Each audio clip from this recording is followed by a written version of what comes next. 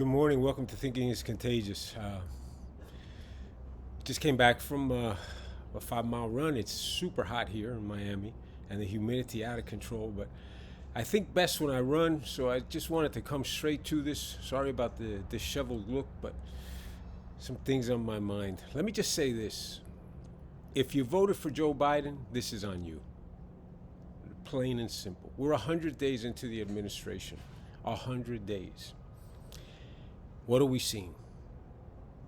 Well, this weekend I went to Publix and I saw the Publix flyer. You know how in Cuba and Venezuela, you see all these videos of empty store shelves and rations and people having to go on food lines? Well, on Publix's flyer, in Publix in Miami, Florida, United States of America, the land of the free and abundance, it says, please only buy what you need so that others can have access to the product. In the United States of America. That's in the Publix flyer. The jobs report last week for April, expecting 1 million. What do we get? 266,000 jobs. That's on you if you voted for Joe Biden. And then you see the administration scurrying. They're never in front of a camera. They never talk to the American people. But that Friday, when the jobs report came out, that afternoon, there were 3 different press conferences from Biden administration officials saying that the reason for the poor jobs report was not because of the unemployment, the federal unemployment payment in addition to the state unemployment. When you see them come out and say that, it tells you plain and simple and clearly that they know what the truth is. If you do what I've done, and I'm not going to exaggerate here, in March and in April, I've spoken to at least, and this is on the low side, 100 business owners in Miami. The vast majority in service industries, and the vast majority of that restaurant industry. And they all tell me the same story, no matter what side of the equation they're on. And I know a lot of them from before this rigged pandemic. I know a lot of them from before, and they're liberal in their thought. But they all tell me the same thing. Even if we wanted to go full blast, the demand is there, they say. We're making money. A lot of them, the vast majority of them say they're actually doing better now than before the pandemic. But what they're saying to me is, even if we wanted to go back full bore, we can't, because we can't hire people. People don't want to take our jobs. And when you ask them why, here's what they tell you. People will come to us and they'll say, and this is what the Biden misadministration hides behind, part truths, falsehoods.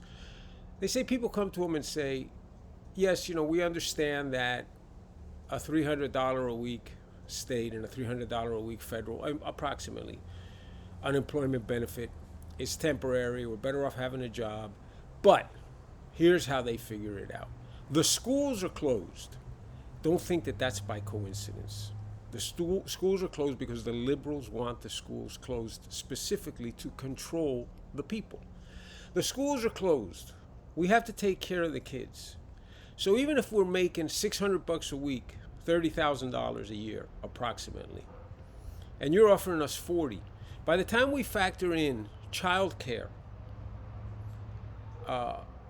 and other variables that we do by being home, that we're able to cover by being home, other domestic coverages, if we can't make $50,000, $60,000 a year, it's really not worth our time to go back to work.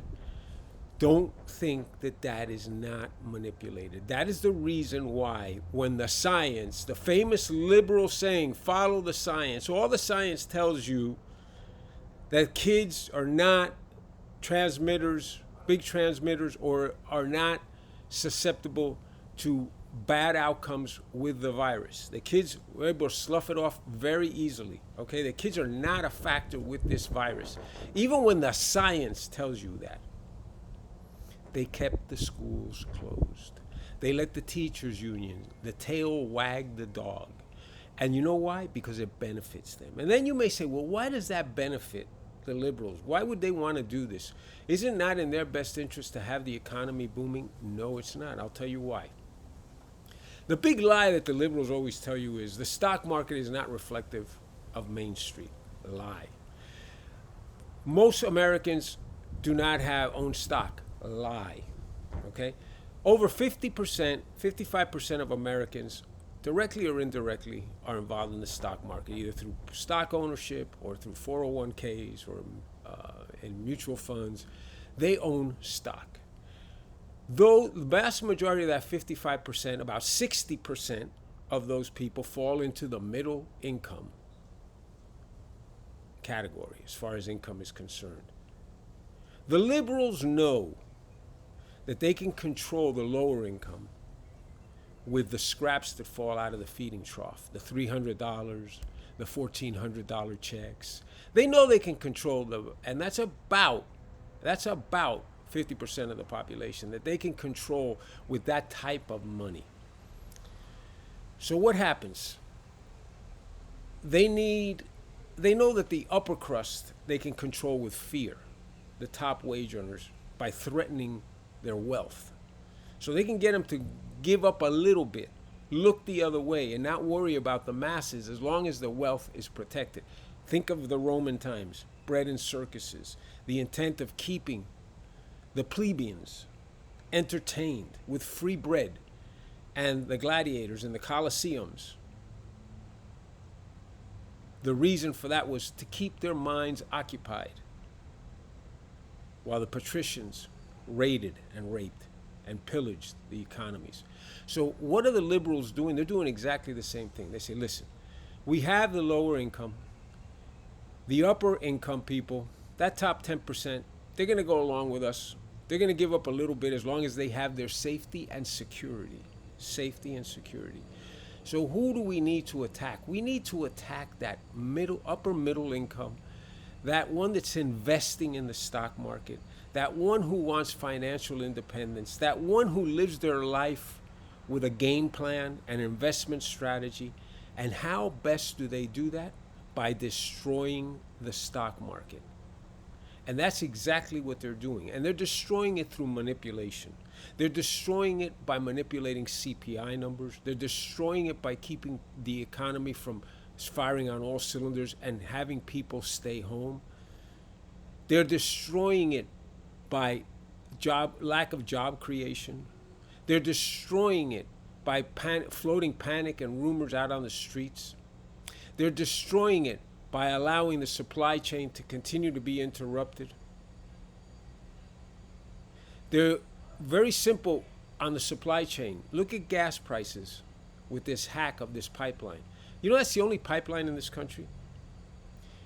And we stopped the pipeline when Biden came in. He stopped the construction of the pipeline. We would have had another pipeline in full effect as a backup. Energy self-sufficiency, which is where we were with Trump, is fast and furiously fading away under this Biden misadministration. If you voted for Biden, this is on you. 100%. The objective is to take that middle class, destroy wealth. Their attack is on wealth. And the reason their attack is on wealth is so that they can control the vast majority of the population through dollars, through money. Whether you want to call it guaranteed income, subsidies, handouts, entitlements, whatever you want to call it, they want as many voters. And that's why they don't care who voters are. Everyone should be eligible to vote, because the more poor people, the more lower income people that are on the voter rolls, the easier it is to get their vote through a few dollars. They want to take their dollars and spread them out and always assure themselves of enough votes to continue in power. In power, why, do you ask yourself? Ask yourself, How do people like our politicians, senators, congressmen, how do they raise a family in this country? One, two, three kids, husband, wife. How do they do that on $170,000 a year salary? And not that $170,000 a year is not good money. It's absolutely good money. And even if their spouses make another $100,000, $300,000 a year in income, well above the mean income of this country, but nonetheless not wealthy, will not make you a multi-millionaire, $50-100 million net worth. Ask yourself, how do those people with those kind of salary structures end up with the tens of millions of dollars that they end up with when they retire from public service? And all the while they retire from public service with tens of millions of dollars in their pocket, with lifetime guarantees as to health insurance, life insurance, and other perks, all at your expense, at the taxpayer expense. And all for what? Exchange for what? For a few pennies is what this boils down to. You voted for Biden for a few crumbs that fall off the feeding trough. Under Trump, there can be no arguing this point. And if you do argue this point, you are not open-minded and you are not being honest, or you are totally misinformed. Under Trump, the wages of minorities, record highs. Unemployment among minorities, record lows. Wealth among minorities, savings among minorities, record high. Home ownership, record high. Unemployment rate, record lows. Wage disparity, the gap between male and female wage disparities, quickly closing. Wage growth, GDP growth, a true strong economy that was derailed purposely, shut down purposely to win an election. If you voted for Biden, this is on you. 100%. 100 days of this man's administration and this country is in chaos. Public's telling you not to buy. Lumber prices, copper prices, commodity prices through the roof. You know why? Not so much for demand, but because of that very reason Publix put in the flyer, do not stockpile food products.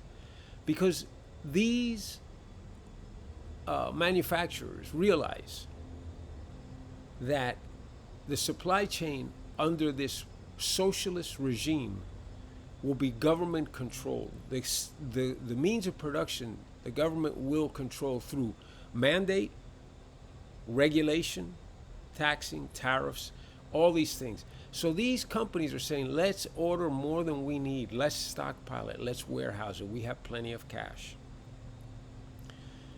And they don't care about inflation. You know why? Because they know, and we've discussed this before many times, that this money that's been given out, a large majority of it is in the hands of people who don't know how to make money, don't know how to earn money, don't know how to save money, don't know how to invest money. And with the surplus in their pockets, and when they start working again eventually, right now they're saving because they're afraid, but when they start working again eventually, okay, even Biden had to come out and say on Monday, because he's running for the hills, if you turn down a job that you've been offered, you're not going to be eligible for unemployment. So we know where all this is going. They realize what they've done, and that the American people realize it is the biggest issue.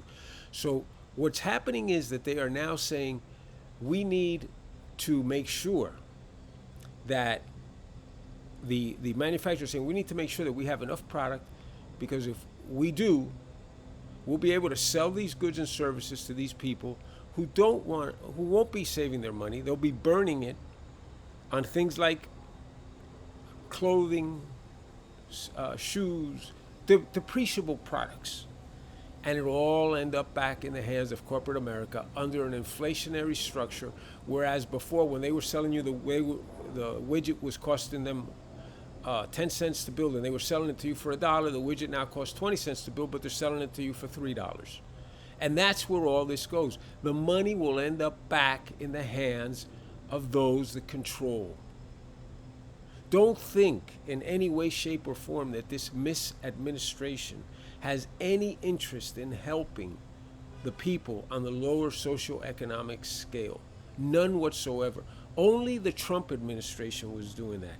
This is a true hand over fist, fraudulent Ponzi scheme shell game to get the money that's been distributed to the masses into the hands of the corporate infrastructure. That's where it will end up. And we know that very well. And one of the keys to that is to make sure that there is supply chain disruption so that people in their panic will pay whatever it takes for a gallon of milk. Will pay whatever it takes for a roll of toilet paper. Will pay whatever it takes to get a can of tuna fish. And that is how the money ends up back in the hands of corporate America. It's very clear. If you voted for Biden, this is on you. Now you say, oh, it's too late. What have I done? What have I done? Woe is me. It's not too late. Pick up your phone, get on your computer, send emails to your representatives, to your Congress, to your senators, to your legislators, to whoever you can, and tell them enough is enough. We do not want socialism in this country. We want energy dependence in this country. We want no interruption to the supply chain. We want things made in America. We want pipelines. We want efficiencies in this country. We want less government intervention. We want less Bernie Sanders, AOC, Chuck Schumer. We want less the praying mantis, Kamala Harris. Notice how she's been very silent, extremely silent, and out of the mainstream picture because she knows the you-know-what is hitting the fan. She's the guru. She's the czar of the border. The border is a complete and utter disaster, a human tragedy unfolding on the border of the United States and Mexico, and she is in charge of it. Of course she's laying low because she's an incompetent. She's vice president of the United States for only one reason, well, two reasons, her race and her gender. That's it. Not because she's qualified. There are dozens of people more qualified to be the vice president of this country. Dozens, if not hundreds of people that were bypassed or not even considered because they did not hit the checklist of female, of color. And that is the bottom line. And that's what's happening to corporate America too, under the guise of ESG and diversity in the boardroom and all these other racist underpinnings that are aimed only at one thing, and that is the destruction and the weakening of the American capitalist infrastructure. Because the more incompetence we can put into boardrooms, the more the choices are made of who leads corporate America is based more on race and gender than it is on qualifications and the ability to make money, the worse this economy will get. And guess who wants that more than anyone? China, who's trying to become the world's #1 economy, is saying, absolutely, we think you guys are great with all this equality stuff and equal rights. And yes, America's racist and they're building it up and they're playing it up everywhere. Lie. We've said this before as well. All the world is trying to get in. Look at the border. Everyone's trying to get into this racist country. This country with no opportunities. Why are people risking life and limb to get into this country with no opportunity, with all this racism, with all this inequality? No, they're all rushing here for one reason, because there is no systemic racism, because there is no inequality, because it's the land of opportunity, and it's the land that whatever you put in, you'll get out multifold. If you voted for Biden, this is your mess. You still have a chance to fix it. Pick up a phone. Send your emails, send your text messages, do something. Because we cannot continue down this path. I hope that this really impassioned plea hits home and you realize Open your eyes and listen to what's happening. Listen to the economic. Go to the economic channel, economy channel, any channel that discusses the United States economy and what's happening and the manipulation that you see on a daily basis with one aim: destroy wealth. Destroy wealth. You should be aiming for wealth. You should be aiming and aspiring to mimic the wealthy, those who have made it successfully. That's what you want to be. And that may not be your number one goal, to be a multimillionaire. That's fine. But financial independence and taking care of your family should be, not handouts. The government's never going to take care of you. They never have. And if you think they are, you're doing a disservice to yourself and to your family and to your country. If you voted for Biden, this is 100% on you.